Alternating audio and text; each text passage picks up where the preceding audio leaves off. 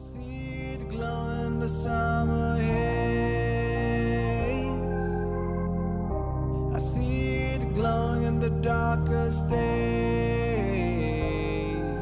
Pour réaliser le sac que vous venez de voir, en fait ça va être l'assemblage de plusieurs carrés comme ça.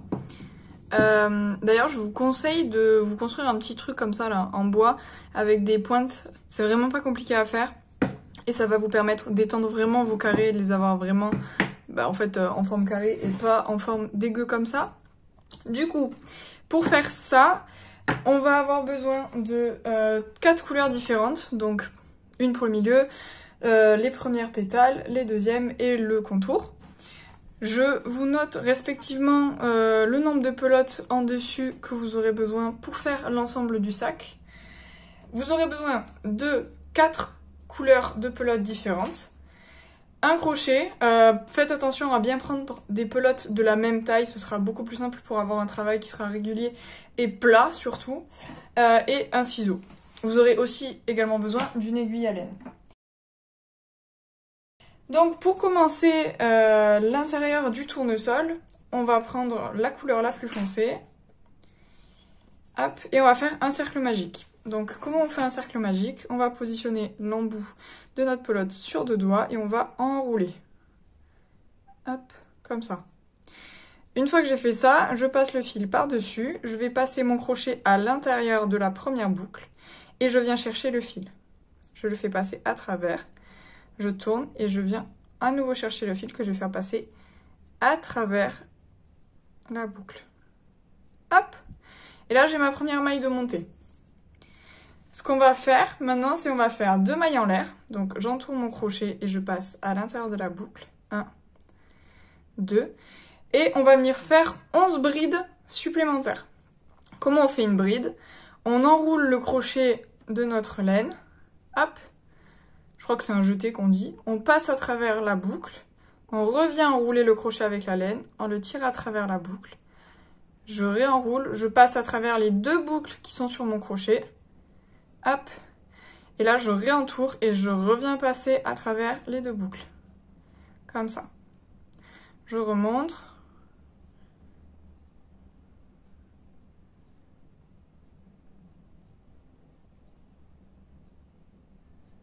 Voilà. Donc là on a fait 2 brides. Je continue. Quand vous voyez que votre cercle est trop grand, n'hésitez pas à tirer sur le fil sur le bout pour que ça puisse se rapetir. Donc maintenant j'en ai fait 2, il m'en manque 9.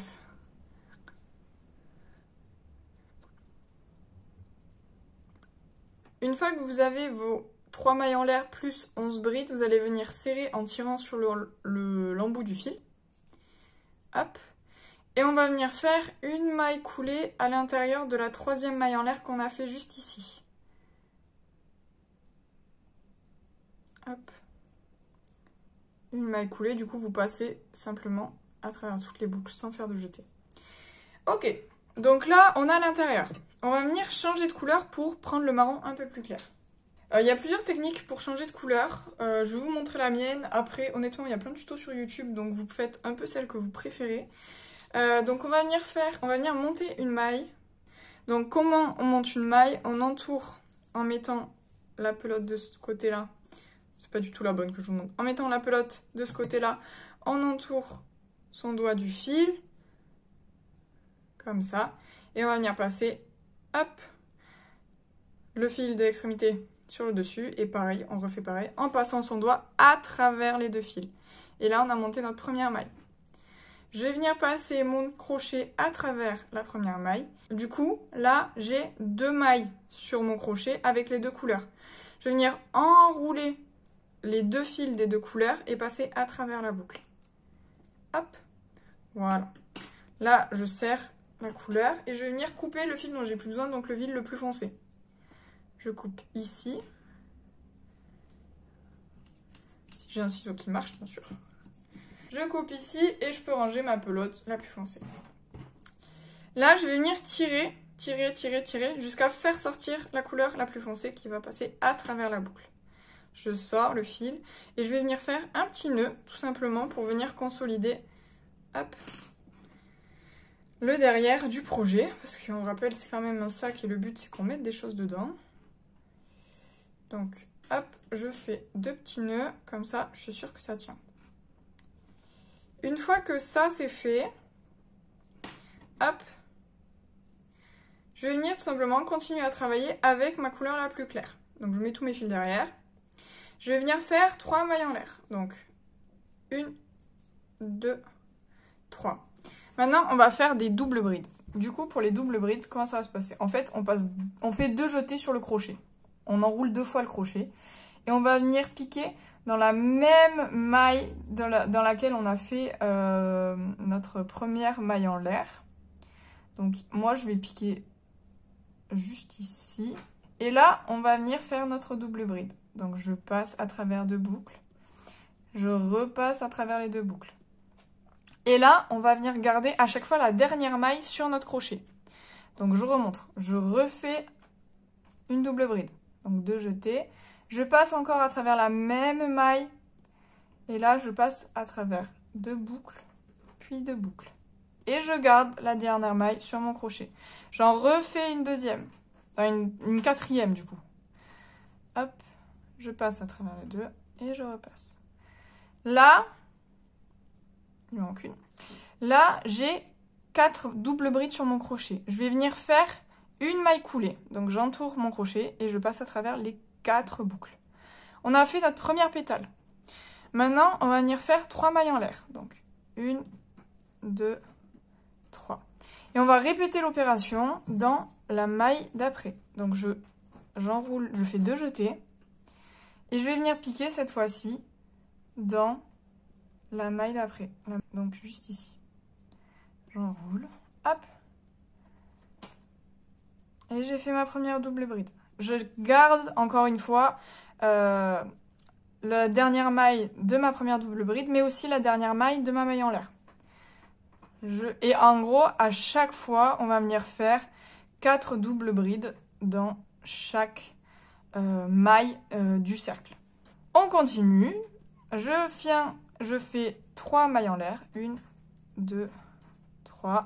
Et je vais aller piquer, faire une autre double bride, 4 autres doubles brides dans la maille d'après. Une fois que vous avez bien fait donc les 12 pétales, on va venir faire donc les 3 mailles en l'air et une maille coulée dans la maille la plus haute de la pétale ici. Hop. Et on a fini donc le deuxième rang avec la première couleur. On va passer à la couleur jaune. Donc on va venir changer de couleur. Comme tout à l'heure, on fait une maille, hop, qu'on va venir glisser sur notre crochet.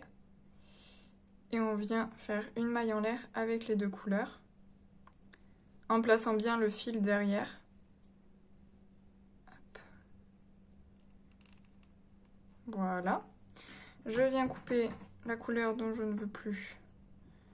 Donc, je suis venue couper la couleur dont je ne voulais plus. Je tire pour faire passer le fil à travers la boucle. Je retourne mon projet sur l'arrière et je vais venir faire un nœud avec les 2 bouts pour consolider le projet. Hop. Je me remets sur l'avant. Et je vais venir faire une maille coulée à l'intérieur du trou. Hop. Hop. Maintenant que je suis là, je vais venir faire 4 mailles en l'air. En fait, on va revenir faire la même chose qu'on a fait précédemment, juste on va venir travailler dans les trous. Au lieu de travailler sur les mailles, on travaille à l'intérieur des trous. Donc là, j'ai fait 4 mailles en l'air qui vont compter comme ma première double bride. Et je vais venir refaire 3 doubles brides à l'intérieur du trou. Tout en gardant bien sûr la dernière maille sur le crochet.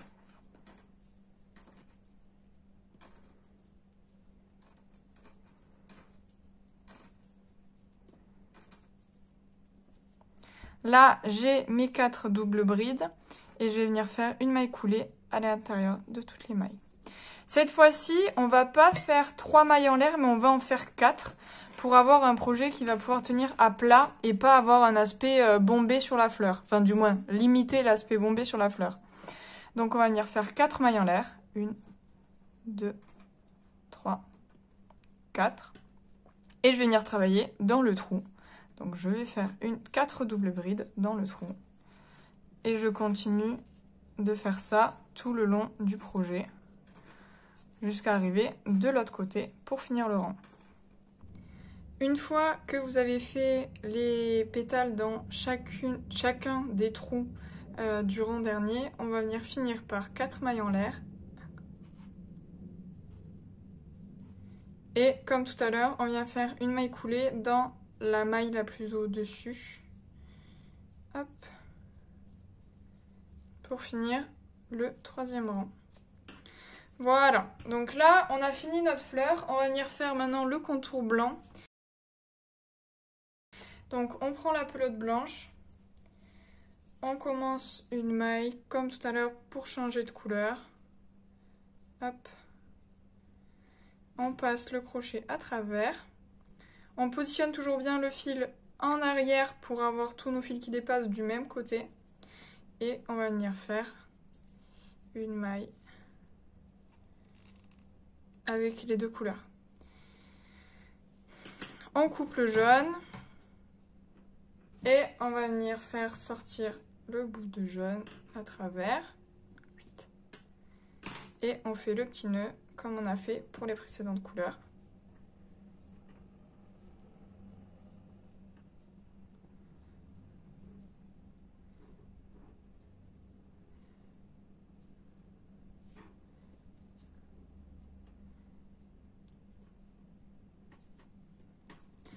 Ok, donc maintenant on s'attaque au tour. Comment on fait le tour?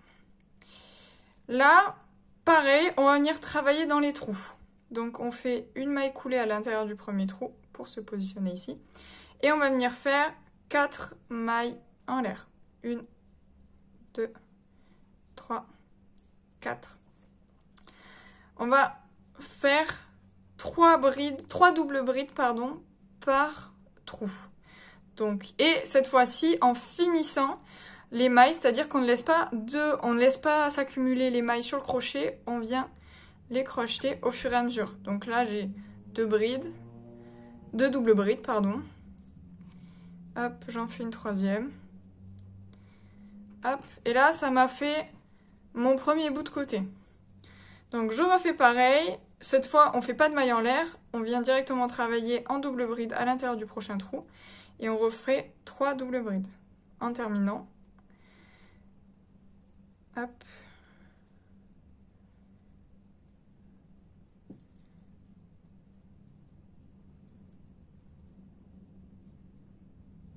Ok.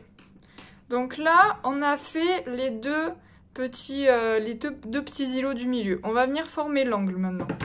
Pour former un angle, on vient faire 3 double bride à l'intérieur du prochain trou.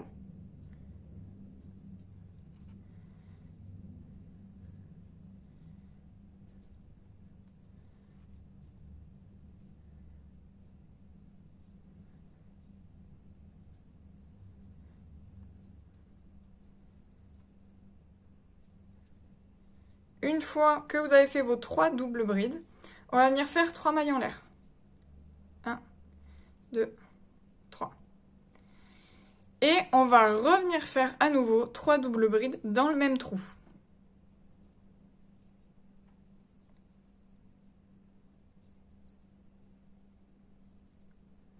En fait, les mailles en l'air, elles vont venir créer l'espace pour faire l'angle.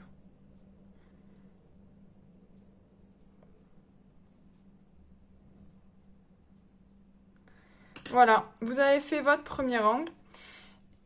Une fois que vous avez fait ça, vous refaites la même chose. Donc là, vous allez faire 2 îlots dans les 2 prochains trous. Un angle ici, les 2 îlots, un angle, les 2 îlots, un angle. Et vous faites ça donc tout le tour. Une fois que vous avez fait à peu près tout le tour, on va venir faire une maille coulée pour fermer le 4e rang. Donc une maille coulée dans la maille la plus haute, juste ici. Et là, on a fini donc le 4e rang.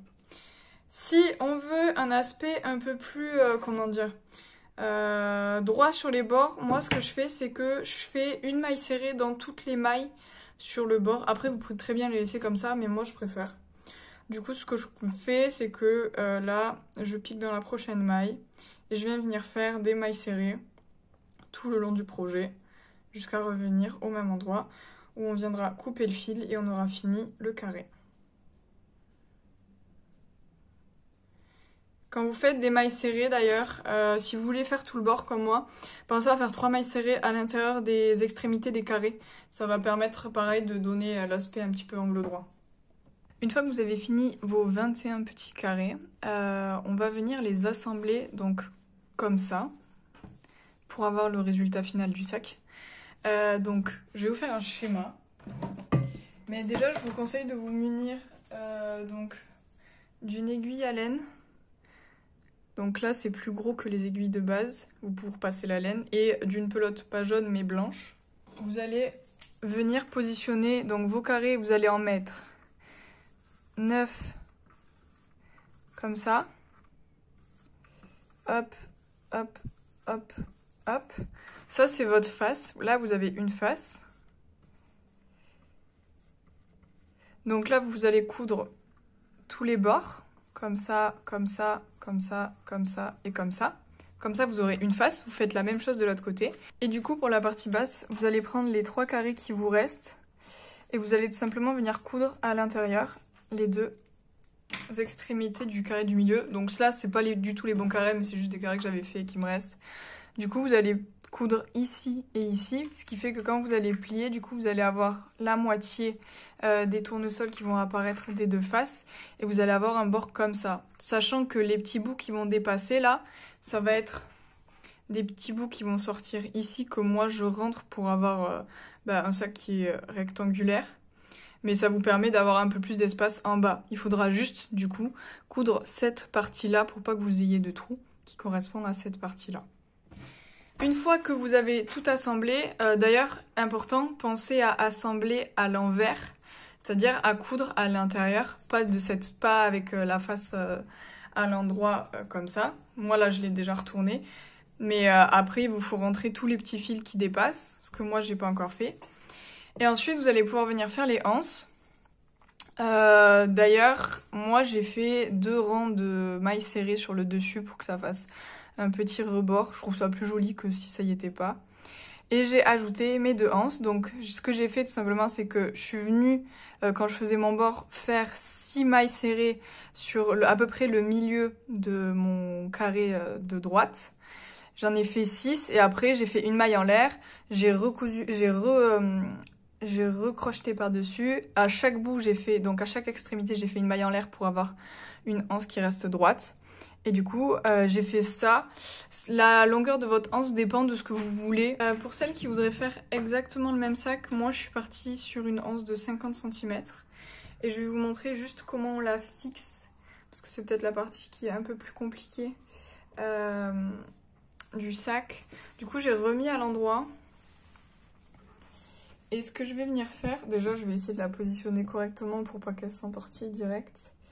Donc comme ça. Et je vais venir piquer. Hop, comme ça. Je vais mettre ma pelote ici. Je vais venir piquer. Alors là, c'est un peu délicat parce qu'il faut vraiment venir piquer au même endroit que la anse qui est derrière. Sinon, vous allez avoir un décalage, ça va pas être beau. Mais là, du coup, je pense que je suis pas mal. Du coup, j'ai fait ma maille en l'air. Hop. Je vais venir piquer à l'intérieur de cette maille. Je me repositionne. Et je vais venir piquer à l'intérieur de la maille de l'autre face. Du coup, la face où on veut fixer notre anse. Et là, je vais venir faire un jeté et passer à travers toutes les mailles pour fixer ma anse au sac.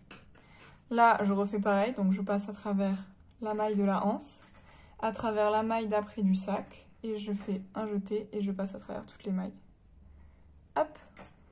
En fait, c'est un peu des mailles coulées que je viens fixer, je viens fixer entre la anse et la face du sac. La face du sac. Hop.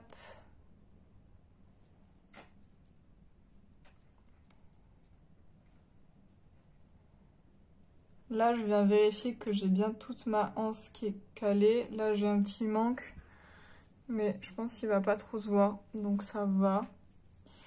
Et là, je vais venir faire une maille coulée dans la maille d'après. Je vais peut-être même faire 2 mailles coulées pour bien fixer ma anse. 1 et 2. Je refais une maille en l'air et je vais venir couper pour finir mon sac. Hop! J'ai fini mon sac, j'ai plus qu'à rentrer toutes les petits bouts qui dépassent tout simplement à l'intérieur. Donc je peux vous montrer si vous voulez sur un exemple.